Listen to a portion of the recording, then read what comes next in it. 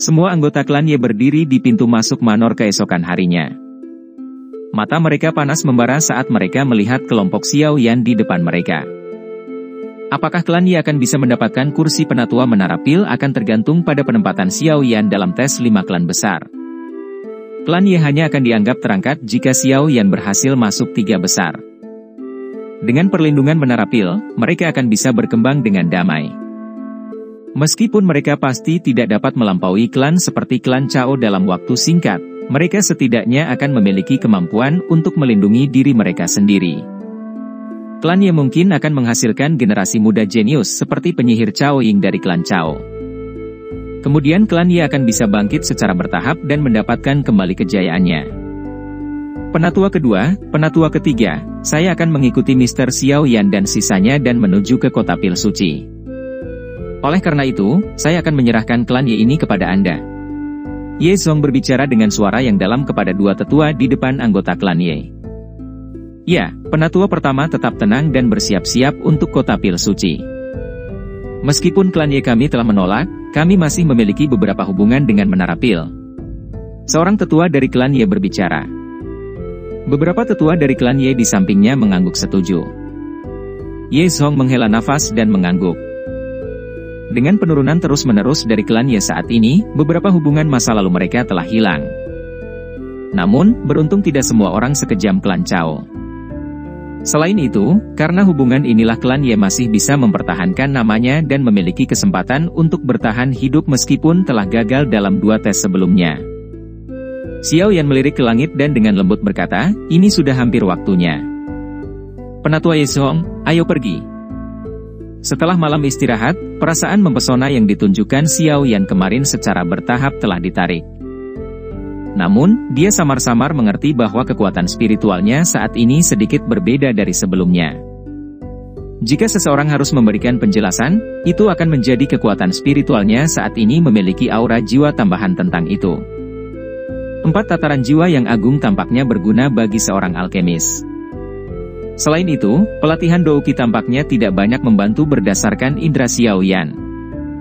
Pelatihan jiwa seseorang dan pelatihan Douki seseorang adalah 2 metode yang sangat berbeda.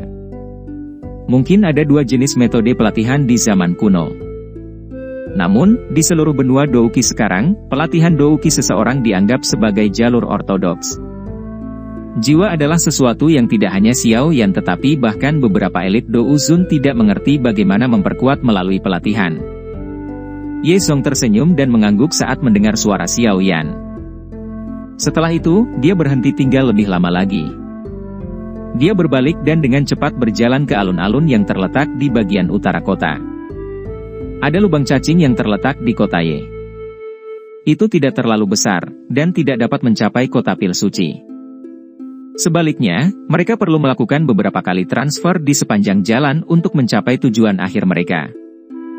Selain Xiao Yan, Dokter Peri Kecil, dan Tianhuo Zunse, hanya Xin Lan dan Ye Zong dari klan Ye yang menjadi bagian dari kelompok mereka. Lagi pula, tidak ada gunanya bagi lebih banyak orang untuk pergi jika menyangkut masalah seperti itu. Lebih baik bagi mereka untuk tetap tinggal di kota Ye untuk melindungi klan. Beberapa dari mereka mengikuti Ye Zong saat mereka melintasi kota. Sekitar 10 menit kemudian, mereka muncul di tanah terbuka di utara. Meskipun klan Ye telah menurun, harimau tua tidak kehilangan kekuatannya meski kurus.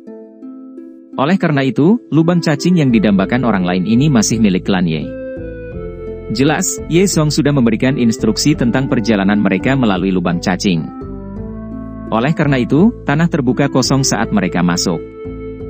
Kelompok Xiao Yan menaiki tangga batu, dan lubang cacing yang berputar perlahan muncul di depan mata semua orang. Lubang cacing kota Ye ini tampaknya memiliki perasaan yang agung. Namun, dari tampilan riak spasial kecil yang kacau yang perlahan dipancarkan dari lubang cacing, sepertinya lubang cacing ini tidak dipertahankan selama bertahun-tahun. Saat klan Yeku masih berada di puncak kejayaannya, ada 2 elit Douzun yang bersedia menjaga lubang cacing. Namun, dengan penurunan klan Ye saya, kami tidak lagi memiliki kemampuan untuk mendapatkan bantuan dari seorang ahli tingkat ini. Ini benar-benar memalukan. Ye Zong tertawa getir. Dia meratap saat dia melihat lubang cacing ini. Xiao Yan tersenyum dan menggelengkan kepalanya. Dia berkata, tidak apa-apa. Begitu kita kembali dari perjalanan ini, aku akan meminta dokter peri kecil dan Mr. Yao Tua untuk membantumu mempertahankannya. Kalau begitu, aku akan berterima kasih pada kalian bertiga, ayo kita bergerak. Ye Zong mengangguk dengan rasa terima kasih. Setelah itu, dia mengeluarkan perahu hitam kecil yang tampak agak rumit dari cincin penyimpanannya. Tangannya menggosoknya sebelum dia melangkah maju dengan lembut. Setelah itu, dia masuk ke lubang cacing hitam yang berputar perlahan. Xiao Yan dan yang lainnya mengikuti dari belakang. Kelompok Xiao Yan muncul di dalam terowongan spasial yang tenang.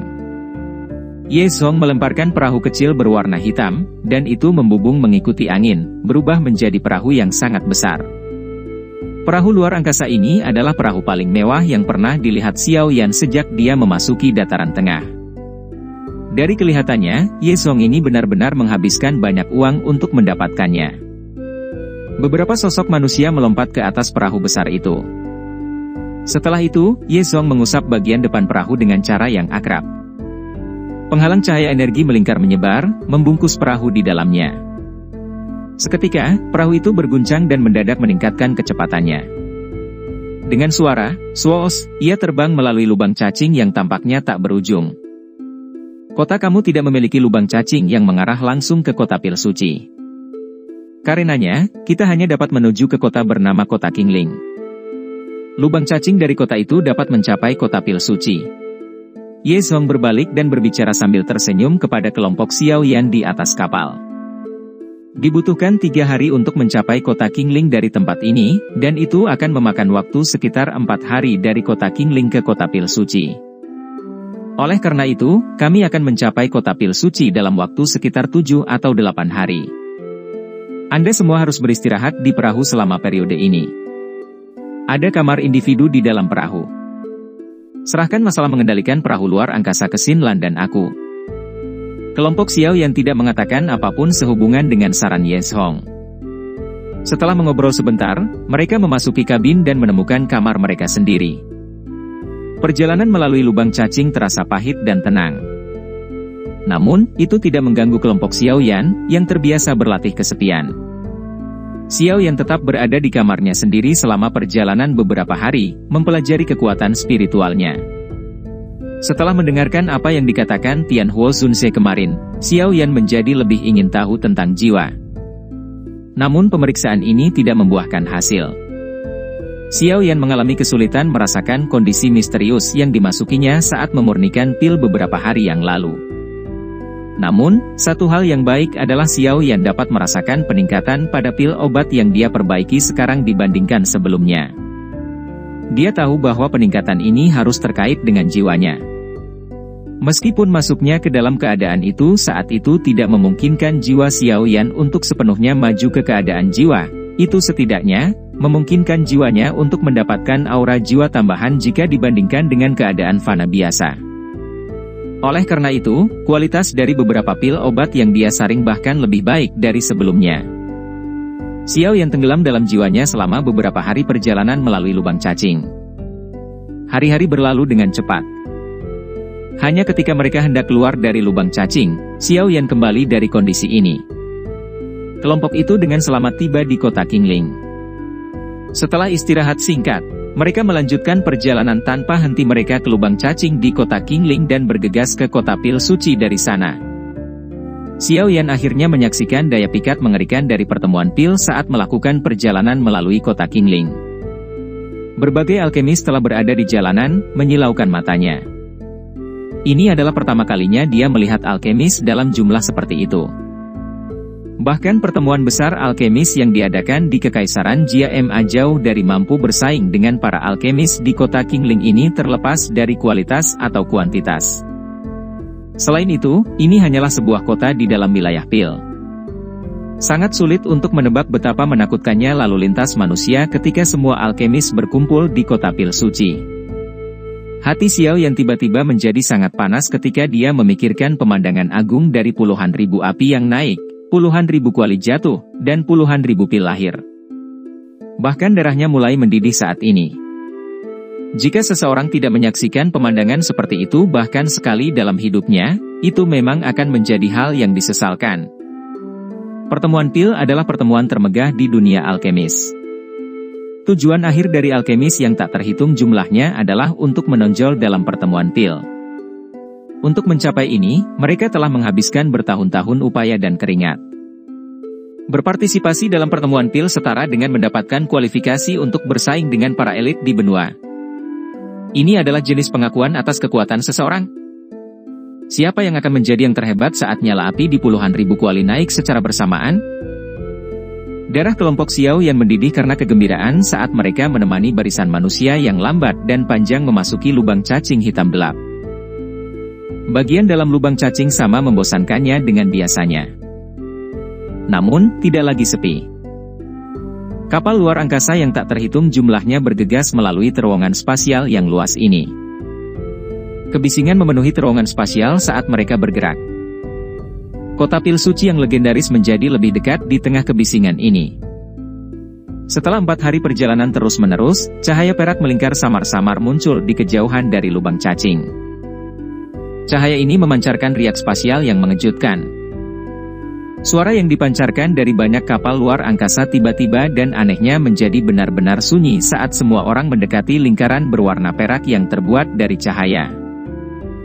Banyak sosok manusia dalam jubah alkemis keluar dari kamar di dalam kapal luar angkasa. Mata mereka memancarkan panas membara saat mereka menatap lingkaran cahaya berwarna perak. Kota pil suci, tanah suci di hati setiap alkemis. Xiao Yan meletakkan tangannya di belakangnya.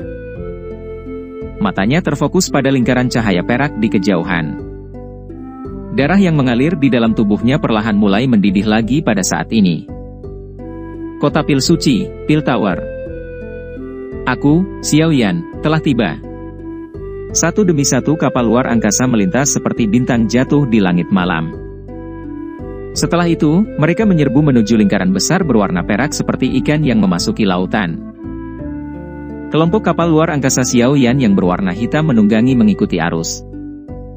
Itu menahan riak spasial yang tak tertandingi dan memasuki lingkaran cahaya. Akhirnya, itu menghilang. Ketika kapal menerjang ke dalam lingkaran cahaya berwarna perak, riak spasial yang intens menyebabkan seluruh kapal luar angkasa tersentak dengan keras. Namun, sentakan ini berlangsung kurang dari 10 detik sebelum menghilang. Cahaya perak yang memenuhi mata kelompok Xiao Yan secara bertahap melemah. Sesaat kemudian, pancaran cahaya berwarna perak meletus. Cahaya yang kuat dan menusuk mata menyebabkan kelompok Xiao Yan secara refleks menutup mata mereka. Angin sepoi-sepoi bertiup sementara kelompok Xiao Yan menutup mata. Perasaan lembut dan hangat ini menyebabkan ketegangan hati mereka perlahan-lahan menjadi rileks. Setelah itu, campuran suara yang sangat menusuk telinga tiba-tiba memasuki telinga mereka dari segala arah tepat saat suasana hati mereka secara bertahap menjadi rileks. Ini menyebabkan kelompok Xiao Yan, yang tidak punya waktu untuk berjaga-jaga, merasa sedikit linglung sejenak. Xiao Yan perlahan membuka matanya. Sebuah ruang terbuka besar yang seluruhnya dibangun dari batu merah berdiri di depan matanya. Tanah terbuka ini seakan membentang ke cakrawala. Yang bisa dilihat Xiao Yan hanyalah kemerahan yang memenuhi tanah. Dari kelihatannya, tempat ini setidaknya selebar 1000 meter. Kelompok Xiao Yan seperti semut kecil ketika berdiri di dalamnya, tampak tidak mencolok. Pada saat ini, tanah terbuka berwarna merah tua ini sepertinya dipenuhi oleh orang-orang. Kebisingan dipancarkan dari segala arah. Akhirnya, itu berkumpul bersama dan dibebankan ke langit. Bahkan awan di langit menjadi jauh lebih pucat. Apakah ini kota pil suci? Xiao Yan tanpa sadar menghirup nafas lembut saat dia melihat ke tanah terbuka ini, yang sangat luas sehingga orang tidak bisa melihat ujungnya. Saat ini, beberapa riak yang terdistorsi terus-menerus muncul di ruang belakangnya. Kapal luar angkasa bergegas keluar dari riak ini satu demi satu. Setelah itu, kapal luar angkasa dengan cepat menjadi kecil. Orang-orang di dalamnya jatuh dari langit seperti kacang, satu demi satu. Jelas, ini adalah titik keluar dari lubang cacing. Ini hanyalah salah satu titik spasial dari wilayah luar kota pil suci, Ada total 8 pintu keluar spasial seperti di kota luar. Ye Zong melirik ke sekelilingnya. Matanya tampak sedikit rumit. Klan Yi jarang datang ke tempat ini setelah menurun. Selama masing-masing dari 5 klan besar, ujian, mereka juga mengunjungi dengan suasana hati yang sedih. Setelah itu, mereka akan pergi dengan sedih setelah kehilangan seluruh wajah mereka. Mulut Xiao Yan bergetar saat mendengar ini. Hanya lahan terbuka ini sekitar 10% dari ukuran kota Ye. Namun, kota pil suci ini memiliki 8 dari mereka? Tidak perlu heran. Kota pil suci dibagi menjadi wilayah luar dan wilayah dalam. Saat ini, kami berada di wilayah terluar. Menara pil terletak di bagian dalam. Tentu saja, terlepas dari apakah itu wilayah luar atau wilayah dalam, mereka semua adalah wilayah menara pil. Ye Zong tanpa sadar tersenyum saat melihat Xiao Yan. Kota pil suci ini mungkin disebut kota, tapi itu jauh dari kota biasa yang bisa dibandingkan. Ukurannya sedemikian rupa sehingga bahkan beberapa ahli Do Uzong membutuhkan hampir setengah hari untuk terbang dari utara ke selatan. Saat ini lalu lintas belum mencapai puncaknya. Ini benar-benar akan menakutkan 1 bulan sebelum dimulainya pertemuan pil. Hehe, jangan berpikir bahwa kota pil suci ini begitu besar. Pada saat itu, pasti akan ada kebutuhan untuk masuk. Ye Zong tertawa, Anda seharusnya tidak meremehkan daya pikat dari pertemuan pil. Xiao Yan tersenyum pahit dan menggelengkan kepalanya. Dia baru mengerti sekarang apa itu orang udik dari desa setelah mencapai kota pil suci ini. Dia akhirnya menyaksikan kota besar hari ini. Kemana kita akan pergi? Xiao Yan mengatur emosinya. Tatapannya, bersama dengan dokter peri kecil dan yang lainnya, tiba di Yeshong. Ini adalah pertama kalinya mereka datang ke kota pil suci, dan mereka tidak terbiasa dengan tempat ini. Mereka masih harus mengandalkan Yeshong, yang tahu jalannya. Ujian untuk 5 klan besar akan terjadi beberapa hari dari sekarang. Seharian kita sudah berkelana seharian, cari tempat istirahat dulu. Saya akan membawa Anda ke lokasi pengujian menara pil besok.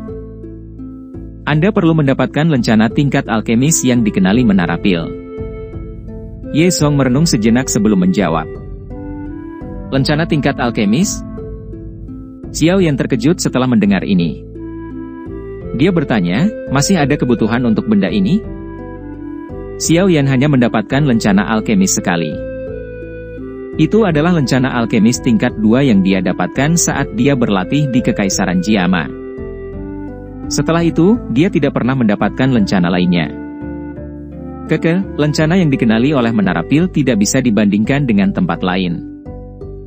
Menara Pil ini terkenal sangat ketat. Justru karena kebijakannya yang ketat, lencana tingkatnya digunakan secara luas di seluruh benua. Itu memiliki efek yang mengejutkan dimanapun dia berada. Jika Anda ingin berpartisipasi dalam pertemuan pil, seseorang harus memiliki lencana tingkat.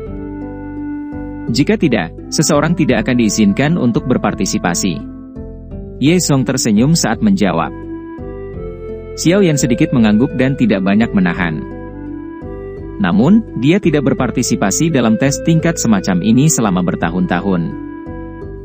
Jadi, dia memang sedikit penasaran.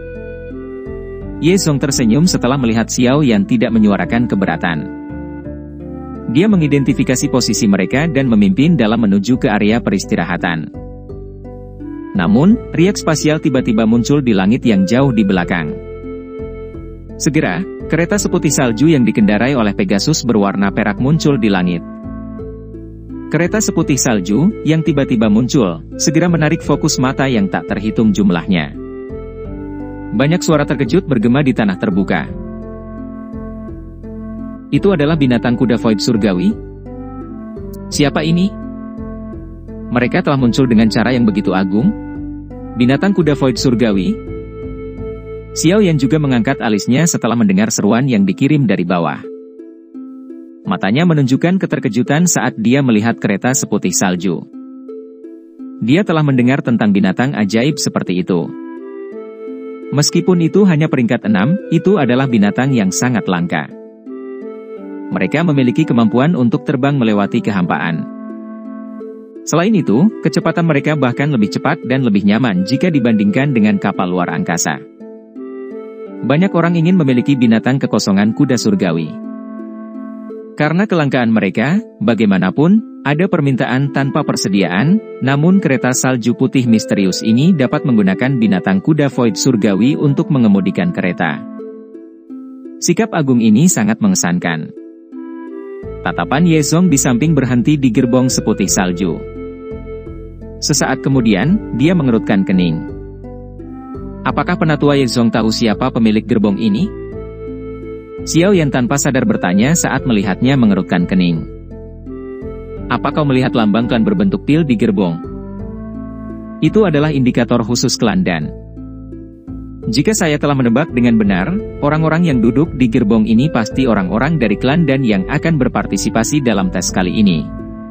Ye Zhong mengangguk sambil menjawab. Xiao Yan melirik setelah mendengar ini. Dia melihat lencana klan bulat berwarna kuning keemasan. Itu tampak seperti pil obat. Klan Dan, Xiao Yan bergumam di mulutnya. Dia perlahan mengangguk. 5 klan besar di wilayah pil adalah Dan, Chao, Bai, Qiu, dan Ye. Saat ini, klan Dan menyimpan profil terendah, tetapi kekuatan mereka adalah sesuatu yang tidak diragukan lagi. Klan Chao adalah yang paling terkenal. Klan Bai dapat dianggap sebagai keluarga kaya di wilayah pil, dan mereka memiliki beberapa pendapat. Klan Kui sedikit lebih lemah, tapi jauh lebih baik jika dibandingkan dengan klan Ye. Secara keseluruhan, klan Ye berada dalam kondisi terburuk di antara 5 klan besar. 4 klan besar yang tersisa, termasuk klan Kui terlemah, mampu mempertahankan posisi klan mereka di wilayah pil. Sejak anggota klan Dan telah tiba. Sepertinya 3 klan lainnya akan segera tiba. Ye Zhong menyuarakan pikirannya. Aku ingin tahu siapa yang akan dikirim oleh klan Dan untuk mewakili mereka tahun ini. Bisakah klan Dan sebanding dengan Chao Ying dari klan Chao? Xiao Yan membelai dagunya dan bertanya. Ini, saya tidak terlalu yakin. Klan Dan selalu tidak menonjolkan diri, tetapi klan ini juga dapat dianggap memiliki bakat alkimia dalam jumlah besar. Selama masa kejayaannya saat itu, mereka telah menempati 3 kursi di antara kursi penatua di Menara Pil. Ye Zhong menjawab dengan malu saat mendengar pertanyaan Xiao Yan. Namun, secara normal, mereka yang berpartisipasi dalam tes biasanya bukanlah yang terkuat di antara generasi muda karena tidak terlalu sulit bagi mereka untuk lulus tes semacam ini juga akan menjadi kesempatan kita. Bagaimanapun, peluang untuk mendapatkan posisi 3 besar akan meningkat jika ini masalahnya. Xiao Yan sedikit mengangguk. Dia menyadari betapa pentingnya tes ini bagi klan Ye. Jika dia tidak membantu mereka, mereka bisa melupakan upaya untuk memperebutkan 3 besar. Hanya dengan kemampuan generasi muda mereka, sepertinya mereka bahkan tidak memiliki kualifikasi untuk lulus. Kereta salju putih melaju dengan binatang kuda void surgawi dan menghilang ke langit yang jauh di tengah suara kuku yang jelas sementara kelompok Xiao Yan sedang berbicara satu sama lain. Ayo pergi, kita cari tempat istirahat dulu. Besok, kita akan pergi ke asosiasi pengujian Menara Pil dan mendapatkan lencana tingkat. Kami akan mempertimbangkan masalah lain setelah itu.